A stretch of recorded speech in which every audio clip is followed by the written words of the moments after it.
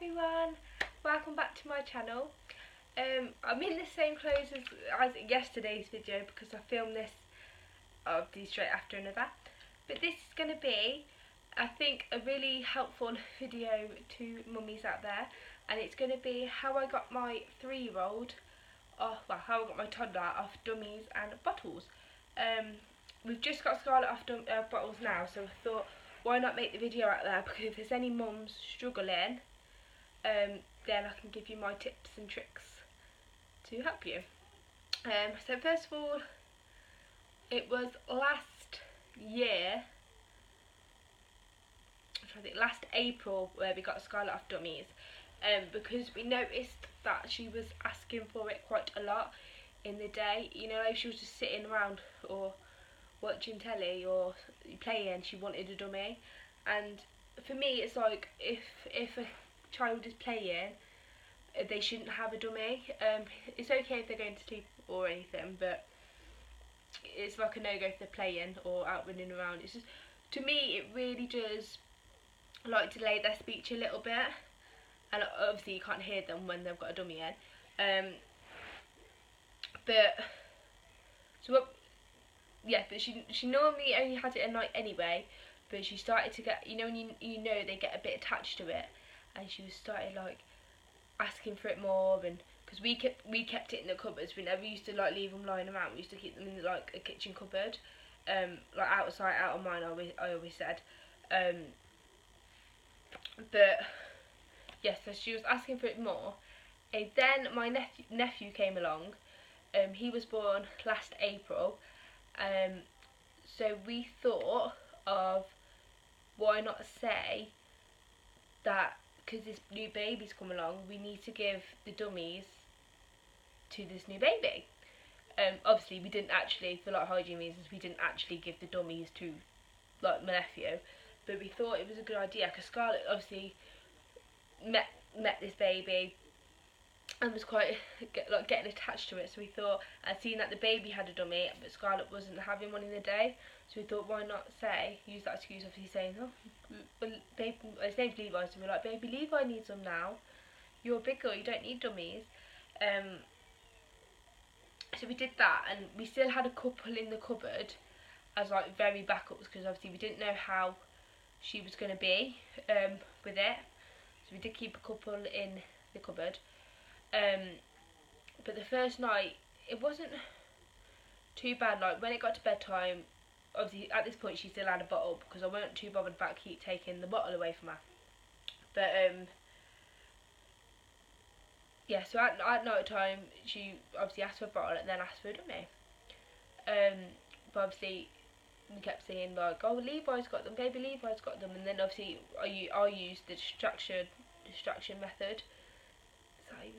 Yeah, distraction method. So like every time she would ask for it, I'd be like, oh, should we go and like do this, or should we go play with Play-Doh, should we go draw a picture, or should we go to the park for a little bit, like little things like that. I found the distraction method and just generally not giving in really does help. I'm one of these, like, whatever Scarlett wants, Scarlett gets. She's my only child, and I work to provide everything for her, so if I can spoil that in any way, shape or form, I will. Obviously I spoil her with affection, but if she wants a specific thing, I will get it at some point. So I'm just going to have a drink. Oh, it's not very often I get to do the sit down chatty videos, but she's been at preschool today, so she's in bed quite earlier than usual.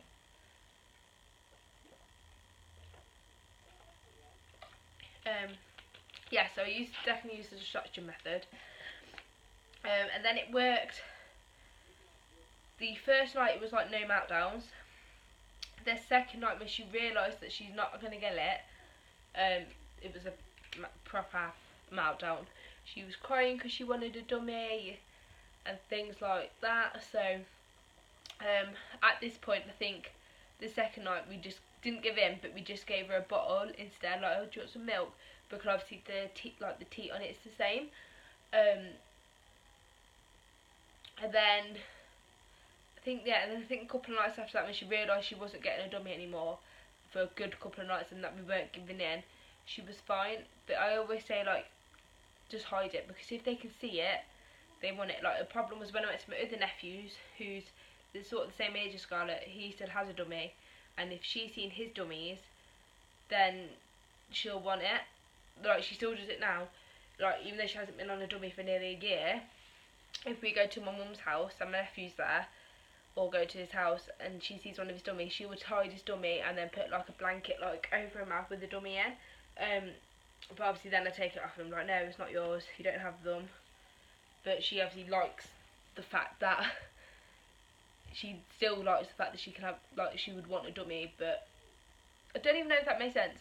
But yes, yeah, so she doesn't have a dummy now.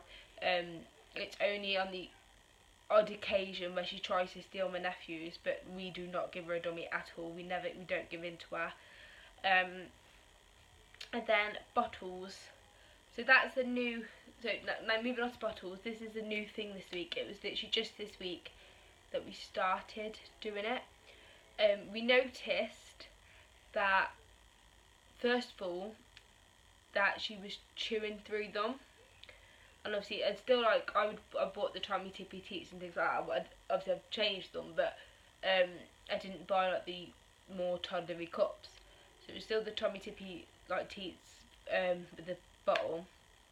And yes, we noticed she was chewing through them. So it was like one morning she'll wake up, and I'll obviously take the bottle to go and wash it, and you can see like it got to a point where I was like, this is gonna break. If she didn't wake up when she did, she might have chewed this off more, and then obviously God knows what could have happened.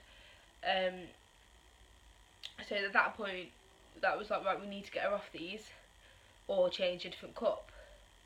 So that was one, and then the second one was she was getting more attached to it. Like with the dummy, she was getting very attached to the bottle. In the mornings, obviously she used to go to bed with the bottle, and then in the morning, if there was a little bit of milk left over, obviously as long as the milk was still okay, then I'll let her drink it. But I noticed that she was wanting that instead of eating proper breakfast, like cereal or toast or whatever. She would wanting milk instead of like meal times. So obviously I was like, that's it, we're giving it up. We then went to my sister-in-law's house on Saturday for like a little play date, because obviously my nephew's niece was there, and obviously Scarlett was there. And then we thought, because my niece is a year older than Scarlett, and she had two cups the same, you know, the sports bottles, the Paw Patrol sports bottles, it was one of them. And then we thought, oh, why not use the same excuse, oh, Levi needs your bots. That's what she called them. Levi needs them, or because my sister's pregnant, we were saying, oh, like Jordan's baby needs a bot. Obviously, again, not actually going to give second-hand bottles to a different child, hygiene reasons, but yeah, so that's what we said, like, oh, Jordan's baby needs the bots now, and like Levi needs the bots. At this point, she was only down to one anyway. She had one bottle left, but so we did that, and then we, in place of this, like, Levi gave her a Paw Patrol sports bottle. Obviously, if you've watched some of my videos now, you might get the idea that Scarlett loves Sky from Paw Patrol. She is obsessed with her. So, obviously, this bottle was very appealing to Scarlett, and then we asked her, like, can we give Levi your bottles now? And she said, obviously, yeah. And then obviously that was it until night time. She asked for milk, so obviously I filled the sports bottle up with milk, gave her. I even put, like, not the sports bottle in the microwave, but like a bit of milk in the microwave to warm it up, because Scarlett likes to have hot milk at bedtime. And that is a big tip, because that really does make the children go to sleep better. Like, sometimes put Horlicks in it, because that works for me, so it's definitely going to work for her, but just some plain hot milk generally does its job. So obviously did the hot milk, and then she drank that fine, and then I was like, right, come on, get, like, obviously brush teeth, get to bed. Put her in a bed, and I think she was in the bed for about 2 seconds, and then she come out crying a little heart out, I want my butt, I want my butt. And then obviously with the, like, don't give in method, because that just, if I think as soon as you give in, they know they can push their buttons or cry a little bit, and then they get what they want. Obviously, I hate seeing Scarlett cry, and I try not to give in to her, but at this point I was like, no, I'm not giving in. Like, normally I do, but I was just like, no, I'm not doing it, because it's just going to set her back further and further. And I was like, we can't tackle potty training in night time, because Scarlett's fully potty trained in the day. We can't tackle potty training at night if Scarlett's still having milk at night. Like, bottles at night, because it's just going to not work, really. So yeah, she was having a complete meltdown, and we basically said, well, we can't, like, the person's not in to get this butt back. Like, I was like, I'll ring your daddy, because obviously he doesn't live with us. We were like, I'll ring daddy, and then he can go and get it, and try and get it back. And obviously, I'd like to text him, like, don't actually try and get it back, like, it's okay, she'll cope with it. So we said that, and I was like, so tonight you need to use this one. And then eventually, I think it took about 3 hours to get her to sleep. Now Scarlett normally goes into her bed at 8, so I think, about 11, half 10, 11. She finally dozed off. It did take a good while of her getting out of bed, putting her back in, because she couldn't properly settle without a bottle. But it did take a while to, like, to her coming out, putting her back in, her coming out, putting her back in. Then that was Saturday night. Sunday night, she wasn't so bad, to be fair. She didn't have a meltdown. Obviously, we said, like, we couldn't get the bottles back, and that she still has to put up with the bigger bottle, like a sports bottle. But the second night, she didn't have a meltdown. She obviously she was asking for, like, obviously saying, can I have my bottle back? But she weren't saying, like, crying for it, which obviously is a little bit of improvement, really, if they're not, like, what's the word, kicking off because they want their special what. Anyway, and it did took a little bit to get her into bed. I put her to bed at 8, and I think she didn't go to bed till about 9:30, 10. Because she kept getting out, and she didn't want to lie in bed without a bottle. She wanted to obviously sit on the sofa for me, and I was like, no, you need to get to bed, like, you've got school in the morning, so she's like, oh, I have to go to bed early, like, things like that. And then, after a while, she did give in, like, had the milk, the sports bottle, and then went to sleep. And then it was last night and tonight, we had no meltdowns, no coming out of bed asking for it. Like, literally, I said, right, it's bedtime now, obviously brush your teeth, whatever, here's your milk, put her in bed, gave her a kiss, put a DVD on for her, and that's it. Like, she went to sleep straight away. I don't know if it's because she's been at school, so she's been up early, because on the weekends I let Scarlett have a bit of a lie in, but on the obviously weekdays she has to be up early for school, and obviously have to get up for work. So yeah, so she's had, so far this is day number, the 4th night, and there's been no dilemmas, nothing. She generally, I would say she's now off the bottle for good, because what we've noticed is, even giving her the milk in a sports bottle, she's not actually drinking the milk. So obviously it's there if she needs a drink, it is there, but she's not actually drinking it. I think it was just the comforter of the tea that she wanted.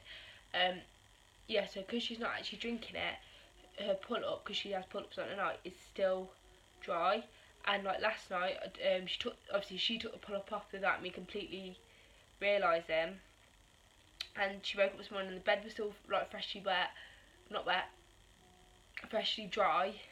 not wet. And basically I was like, oh, we could start potty training at night in a couple of weeks now, which is obviously progress.